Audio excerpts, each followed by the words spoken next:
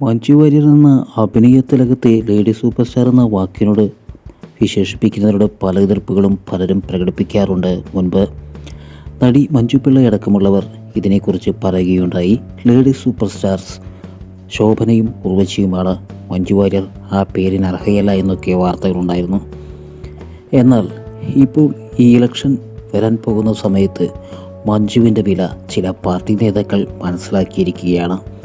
ഇതിനോടകം തന്നെ CPIM സ്ഥാനാർത്ഥിയായി മഞ്ജു വാര്യർ മത്സരിക്കുന്നുണ്ട് എന്ന വാർത്തയും വന്നു കഴിഞ്ഞു. മഞ്ജുവിൻ്റെ വ്യക്തിത്വവും സ്ക്രീനിൽ മഞ്ജുവിൻ്റെ അഭിനയ പാഠവും മഞ്ജുവിനുള്ള ആരാധകരുടെ ബാഹുല്യവും എല്ലാവരും മനസ്സിലാക്കി കഴിയുന്ന ഒരു വേളയിൽ മഞ്ജുവിൻ്റെ വില മനസ്സിലാക്കിയ പാർട്ടി നേതാക്കൾ മഞ്ജുവിനെ നേരിട്ട് കാണുവാനെത്തുകയായിരുന്നു. അതേസമയം മെഗാസ്റ്റാർ മമ്മൂട്ടി മഞ്ജുവിൻ്റെ സിനിമാ ലൊക്കേഷനിൽ സന്ദർശനം നടത്തി.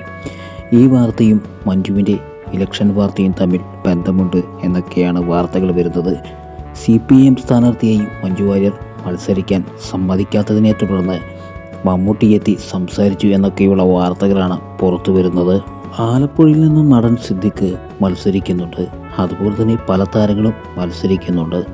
ഇപ്പോൾ മഞ്ജു വാര്യർ CPIM സ്ഥാനാർത്ഥിയായി മത്സരിക്കാൻ പോകുന്നു എന്നതിന് സൂചന നൽകുന്നതാണ് മമ്മൂട്ടിയുടെ മഞ്ജു വാര്യരുമായുള്ള കൂടിക്കാഴ്ച. എന്തായാലും ഈ ഇലക്ഷന് മഞ്ജു വാര്യർ മത്സരിച്ചാൽ വിജയം 100% ഉറപ്പാണ്. കാരണം അത്രത്തോളം ഫാൻസ് പവറുള്ള ഒരു നടിയാണ് മഞ്ജു വാര്യർ.